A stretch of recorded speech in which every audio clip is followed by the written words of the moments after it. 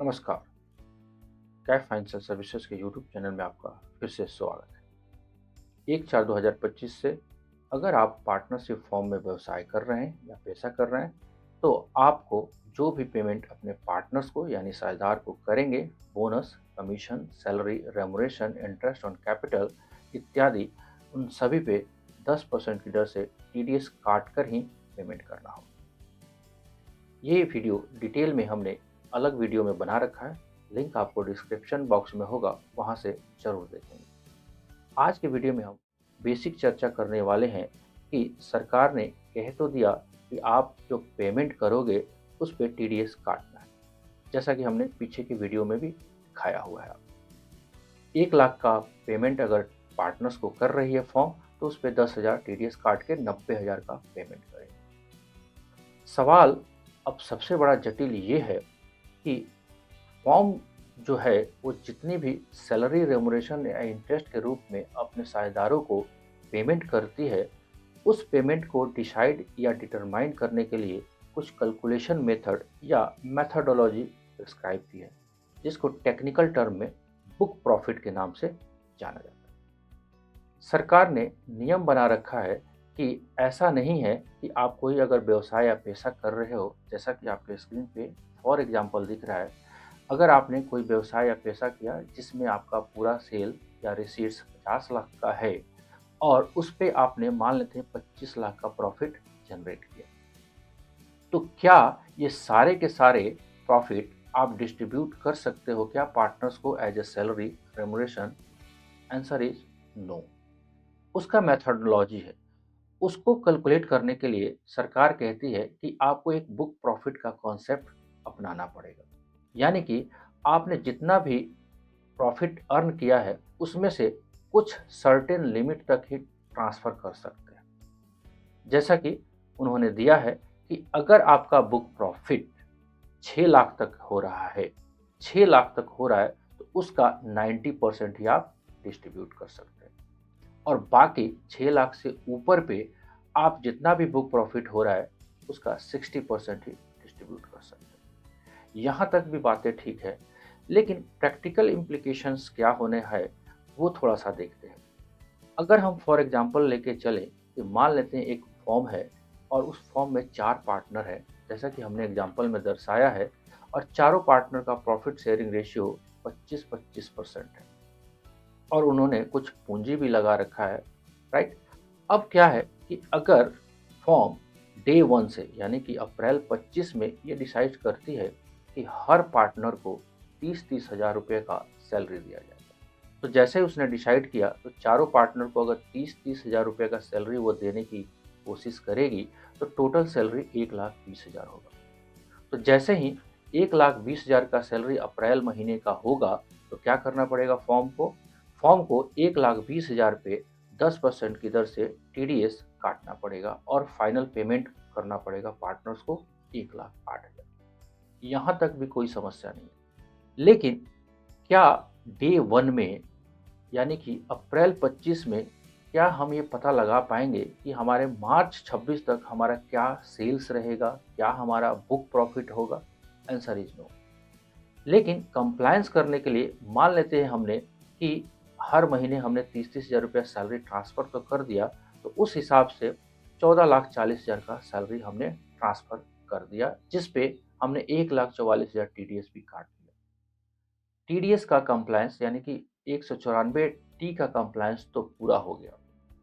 अब सवाल ये उठता है कि अगर हमने 14,40,000 का पेमेंट किया, तो ये पेमेंट उल्टा अगर आप सोचें तो इतना हमारे पास एलिजिबिलिटी होना चाहिए। यानी कि हमारे को अगर 14,40,000 रुपये का पेमेंट करना है, तो हमारे पास बुक प्रॉफिट कितना का होना चाहिए? 23,40,000। अब क्या ये एस्टिमेशन डे 1 में लगाना आसान है? आंसर है राइट। तो अगर 14,40,000 की एलिजिबिलिटी आपको लगानी है सैलरी देने के लिए, तो कैसे निकला? हमने एक उल्टा रिवर्स चार्ज में कैलकुलेट करने की कोशिश की है कि अगर 14,40,000 देना है, तो हमारे पास 60% वाले 15 लाख इनकम होने चाहिए और 90% वाले तो 6 लाख बोल ही रखा है। तो हमारे पास ये सिचुएशंस को एनालिसिस करना बड़ा मुश्किल काम हो जाएगा। मान लेते हैं थोड़ा सा एग्जाम्पल और लेके चलते हैं, थोड़ा सा चेंज करते हैं। अभी देखिए हमने यहाँ पे दिखाया कि अगर हम एलिजिबिलिटी 14,40,000 की लेते हैं और पेड भी हमने 14,40,000 किया है तो कोई दिक्कत नहीं। लेकिन सरकार ये कहती है अगर आपने बुक प्रॉफिट यानी कि एलिजिबल सैलरी जो निकालना है, जिसके ऊपर निकालते हैं हम बुक प्रॉफिट पे, वो अगर कम या ज़्यादा हुआ तो उस पे आपको फॉर्म को दोबारा टैक्स देना पड़ सकता है। थोड़ा सा हम पर्दा हटाते हैं और देखने की कोशिश करते हैं। ये देखिए मैंने पर्दा हटाया। अगर हमारे को सिचुएशन ये रहा कि अगर हम 50 लाख का रेवेन्यू करें और मान लेते हैं 51% का मार्जिन है, तो उस हिसाब से हमारी एलिजिबल सैलरी जो बन रही है वो 15,66,000 बन रही है, 15,66,000 बन रही है, राइट। और हमने पेड किया है 14,40,000। इस सिचुएशन में तो कोई दिक्कत नहीं है, यानी कि हम शॉर्ट एस्टिमेशन कर गए। दिक्कत होगा क्योंकि ये ऐसा सिचुएशन गवर्नमेंट ने दिया है कि डे वन से आप पता नहीं लगा पाते। थोड़ा सा एग्जांपल अगर हम चेंज करें, मान लेते हैं हमारे पास जो फॉर्म का रिसीट्स जो मार्च 26 आएगा उसमें 50 लाख नहीं रह के हो सकता है 35 लाख ही रहेगा, क्योंकि बिजनेस तो अनसर्टेन होता है, राइट। और हमने डे वन से 30,000 का सैलरी पे किया है। अब आके देखिए थोड़ा सा अब क्या सिचुएशन होगा। अब हमारे पास ये होगा कि हमारे पास सैलरी तो हमने पे कर दिया, कितना भाई साहब, सैलरी पे कर दिया हमने 14,40,000, तो 30,000 का महीने के हिसाब से दे रहे थे। लेकिन अगर हम बात करें तो एलिजिबल सैलरी कितना बन के आ रहा है, 11,07,000।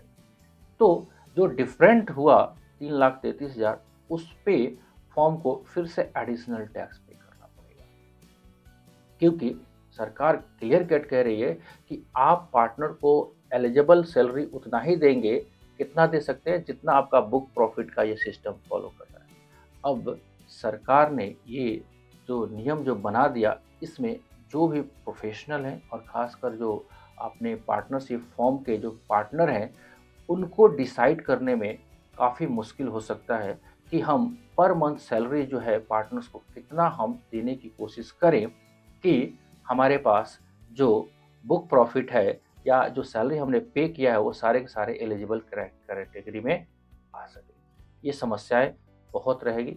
अब इसका क्या सॉल्यूशन होगा, इसके ऊपर धीरे धीरे एक कॉन्सेप्ट डेवलप हो सकता है।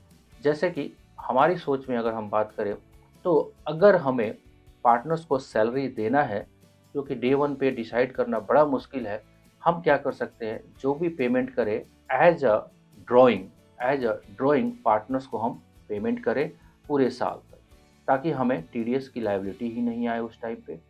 और जैसे ही मार्च आता है तो मार्च का बुक्स जितनी जल्दी हो सके हम क्लोज करें और जो भी हमारे पास प्रॉफिट निकल के आता है उसका एक क्रेडिट लास्ट में हम दे दें। कितना हद तक ये कॉन्सेप्ट सही जाएगा ये आने वाले दिनों में पता चलेगा। लेकिन फ़िलहाल एक सरदर्दी तो बन ही गया कि हम डिसाइड कैसे करें कि हम पार्टनर्स को पर मंथ क्या सैलरी दें, ताकि वो सैलरी जो है वो जाके एलिजिबल सैलरी की कैटेगरी में फॉल हो जाए। बहुत बड़ा एक समस्या गवर्नमेंट ने पार्टनरशिप फॉर्म के ऊपर ला दिया है, जिसका धीरे धीरे आपको निदान मिल ही जाएगा। तो ये सबसे बड़ी समस्या और पार्टनरशिप फॉर्म के लिए सिरदर्दी था, इस वीडियो के माध्यम से हमने डिस्कस किया। कैसा लगा वीडियो आप कमेंट बॉक्स में लिख के ज़रूर बताइएगा। अच्छा लगा होगा तो एक लाइक करिएगा, चैनल पे नए हैं तो सब्सक्राइब करिएगा, बेल आइकन को प्रेस करिएगा। मिलते हैं कुछ ऐसे अपडेट के लिए, तब तक के लिए जय हिंद।